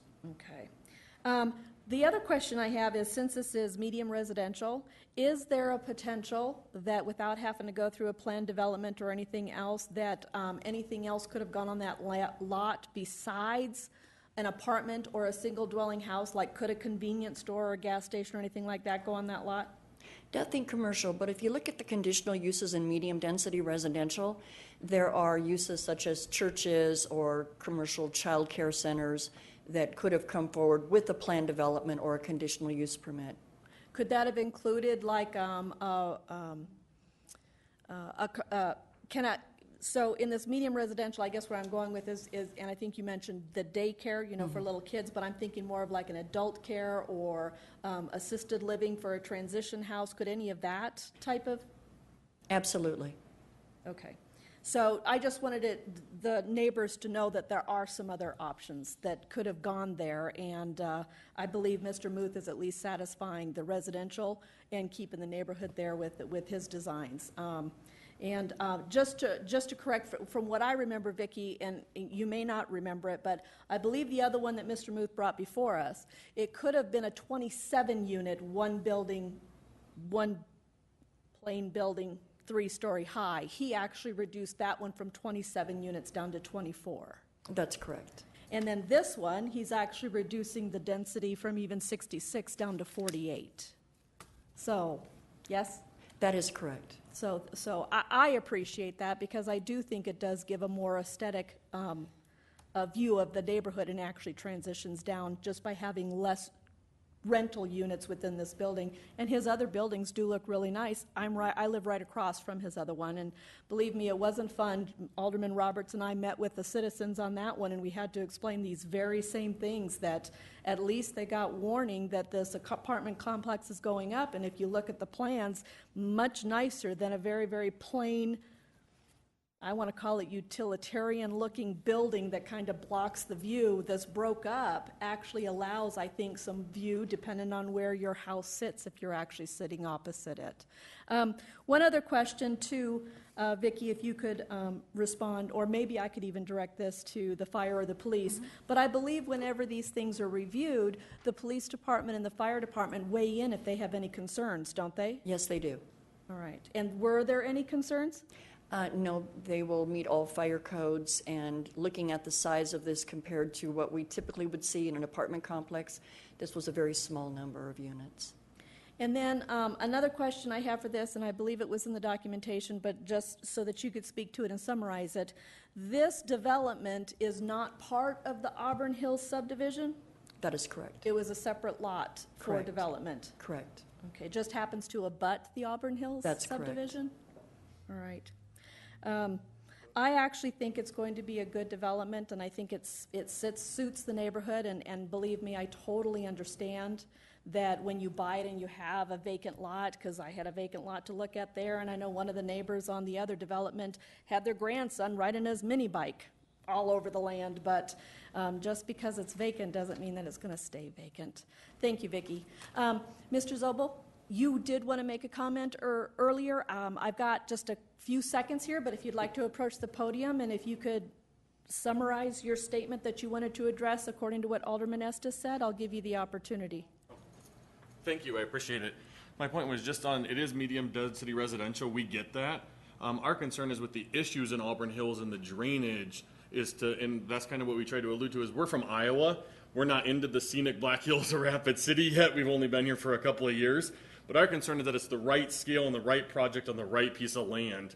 And so we're totally fine with an apartment complex that's not going to cause issues. Our neighbors had their basement flood, lose all their possessions on a house that the developer is related to. There's a house that the driveway is all broken up and you can't even drive on it out there because of the drainage that came down by the other apartment complex on Auburn Drive.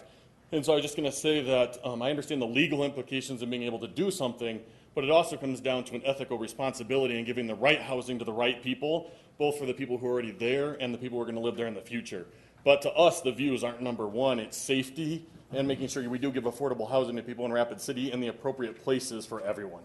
Thank you. And then also, just one other thing, I do know, not a question, but a statement is that the traffic study or the traffic on Haynes Avenue, that is monitored very, very closely. So right now I know even when I have to pull out of my neighborhood and stop at a stop sign, I get frustrated. But when I actually look at the clock or the second hand on my clock, it's really not that long. So thank you. I'll yield the floor. Charity Doyle. Thank you, Mayor. Vicki Fisher, if I may.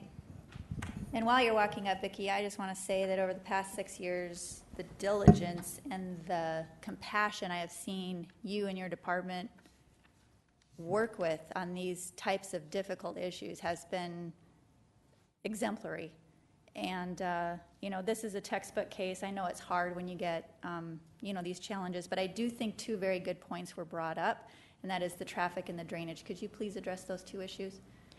So there are drainage issues that are related to every property that is going to be developed. You're going to be moving Mother Earth as a part of that. And so what we'll see when that building permit comes in is not only a grading plan that shows what they're going to do for dirt moving, but it'll show how they're going to accommodate the flows that go through the site now, as well as addressing any additional flows because of the increase in impervious area. There is stormwater quality that has to be addressed now, meaning you've got to capture those flows and keep them on site for a period of time before they can be released out into the street. What we have found is in many instances where we get a professional developer that comes in and they do a complex like this, if there are some lot line drainage issues, that's a part of what they're going to come in and correct. And we'll certainly be looking at Joe's plan to make sure that if there are some drainage issues relative to this lot, that it's being addressed as a part of this development. Okay, and if I may, before you go on to traffic, one thing, I think you stand a better chance at having the drainage correct on a facility like this as opposed to just a subdivision, because what happens is that subdivision drainage plan is approved and then the residents come in, the landscapers come in, and they do what they want. And then they're the ones that end up impacting their neighbors. That happens all the time. And again, could you please address traffic? So there are traffic counts that are kept on our streets in Rapid City, and those are monitored by our street department. And if we see that there is a need for turn lanes or signals, those are items that are brought before council for further consideration. The transportation staff did not feel that the size of this development warranted a traffic impact study. It has to have a minimum of 150 dwelling units before it triggers a traffic study. Okay, thank you. Okay, and I've seen the same situation happen, and I know it's frustrating. We had a situation in my ward where there were single-family homes on MDR land, and they didn't understand it when an apartment building went up in their backyard, and it is a big apartment complex. But they didn't understand what their underlying zoning was. They just saw a single-family home. We shouldn't have apartments in our backyard, and it was definitely an educational experience for those folks. And then publicly, I just want to say, Mr. Muth, I really appreciate the lengths you're going to not just, crunch them out and turn over a profit, and try to make it nice and try to fit with the neighborhood, and listening to those neighbors.